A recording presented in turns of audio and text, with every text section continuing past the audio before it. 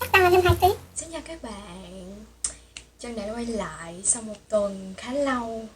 Và hôm nay thì mình sẽ giới thiệu với các bạn hai món ăn rất là tiêu biểu của Hàn. Đó là tteokbokki và sundae. Đây là tteokbokki.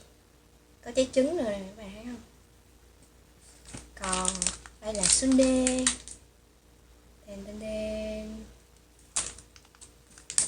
Thường thì hai món này lúc nào nó cũng đi kèm với nhau á.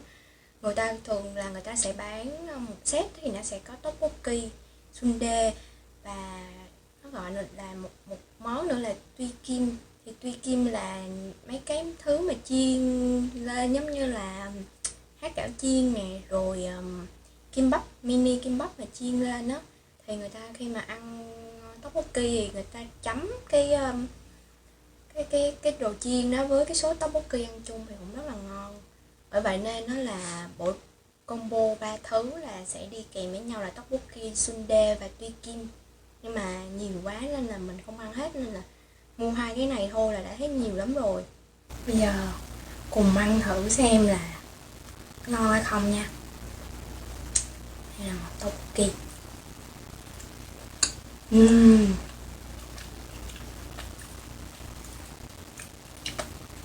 Rất là ngon các bạn. Nó rất là dai. Và cái sốt của nó cũng rất là ngon.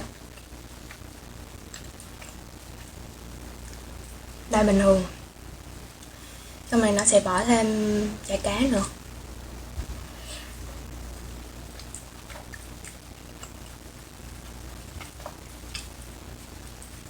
Bây giờ chấm sundae với cái sốt nè.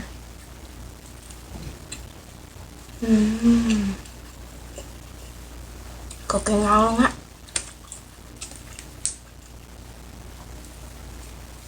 Mình giới thiệu cho các bạn biết sundae là cái gì.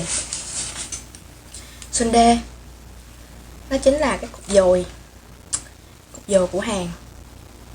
Đây, như thế này đây. Nhưng mà nó không có giống như dồi Việt Nam. Nó ở giữa thì nó chỉ bỏ miếng thôi, cái miếng mà bự của Hàn á. Nên là mình thấy là dồi của Việt Nam là ngon nhất. Còn cái này ăn nhiều và thấy ngán lắm. Nhưng mà lâu lâu thèm thì ăn với tteokbokki cũng ngon. Chấm với sốt tteokbokki nè.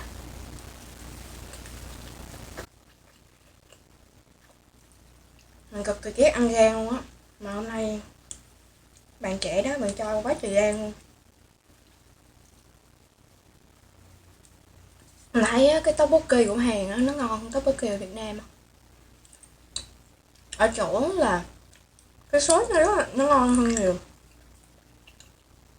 Thật ra ở bên này đó thì mỗi tiệm nó sẽ có một cái công thức làm sốt riêng. Có chỗ thì nó bỏ thêm nhiều đường, có chỗ nó bỏ ít đường đi. Nhưng mà về tổng thể chung á thì đa phần nó đều giống nhau hết.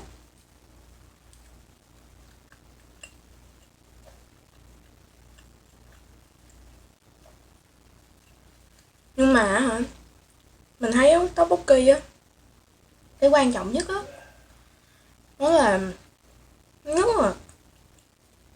cái bánh tóc này nè, nó phải dai. Mà để cái bánh mà nó dai á thì người ta sẽ nhồi bột thật là kỹ. Hồi xưa có lần mà mình đi chơi ở cái núi nào thì trên đường đó thì nó có một cái đoạn thì có các Achuma, các bà thím biểu diễn là đập bột để mà làm tóc á.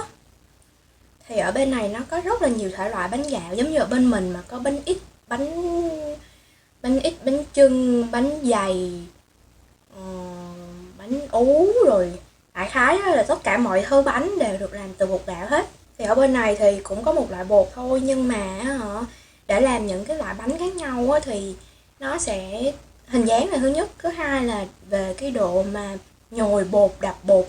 Thì để mà làm được cái bánh tóc mà nó càng thật là dai á, muốn bánh tóc càng dai á, thì người ta phải dùng cái chày giã thật là nhuyễn, giã nhiều, giã đều và giã rồi một thời gian rất là lâu á. Thì nếu mà càng giã nhiều thì bánh tóc nó sẽ càng dai. Mình thấy cái điều này là quan trọng. Cái này mình cũng không rành nhưng mà mình nghĩ là chắc là do cái người nấu cũng là một lý do nữa. Giống như là khi mà bạn đi ăn đồ Việt Nam ở các nước khác, bạn đâu có bao giờ mà thấy nó ngon bằng đồ Việt Nam mà bán ở Việt Nam đâu, đúng không? Thì tteokbokki hay các món ăn ở món ăn của Hàn Quốc ở Việt Nam cũng vậy. Nếu mà người Hàn người ta qua thì có thể là ở một số chỗ thì người ta sẽ cũng không cảm thấy là nó có được đúng cái hương vị mà người ta ăn ở Hàn. Thì tteokbokki và sundae thì nó cũng tương tự vậy thôi. Bên này á thì tteokbokki ngoài cái việc mà nó bán ở mấy cái hàng rong ven đường, mấy cái sạp nhỏ nhỏ của mấy mấy Achuma bán á, thì nó còn có cái dạng như là buffet tteokbokki. Thì các bạn trả khoảng 10.000 hay mười mấy nghìn gì đó, mấy nghìn won á, thì vô thì các bạn nó có đủ hết tất cả các loại tóc luôn, rồi các bạn tự pha cái sốt mà để làm cái nồi lẩu tteokbokki luôn, rồi chọn có thể cho thêm bún nè, có thể cho thêm miếng nè, rồi rau, rồi đồ chiên, rồi chả cá, rồi ăn đến khi nào hả mà thở không nổi nữa thôi á thì ngưng. Thì hồi mà mình mới đi làm á, sếp hay kiểu là sếp dẫn đi ăn, sếp trả tiền, sếp mời, mà mỗi lần mà đi ăn cơm mà đi ăn bún á, thì lúc nào ăn cũng chừa lại á, cảm do cảm không ngon miệng hay sao, chắc tại hồi đó mới đi làm mà còn ngại á. Nhưng mà đến khi mà sếp mà dẫn đi ăn tteokbokki hả, ăn cái lẩu tteokbokki rồi ăn khí thế luôn. Thế là ở sếp mới mất cười, sếp bảo hóa ra là mày thích ăn món tteokbokki à.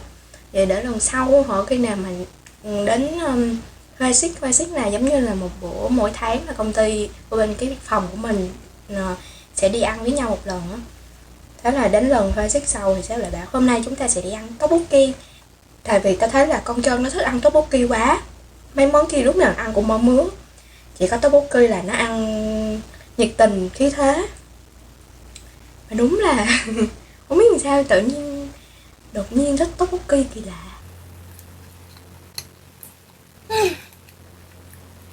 Nó cũng nhiều ra luôn á. Quả thấy không? Ăn hết cái đống bột này hả? Chắc tăng lên thêm 2 kg.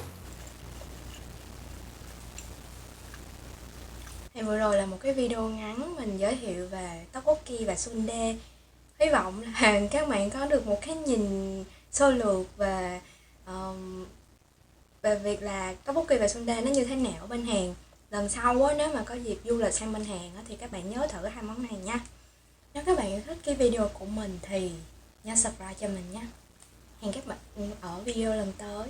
Xin chào.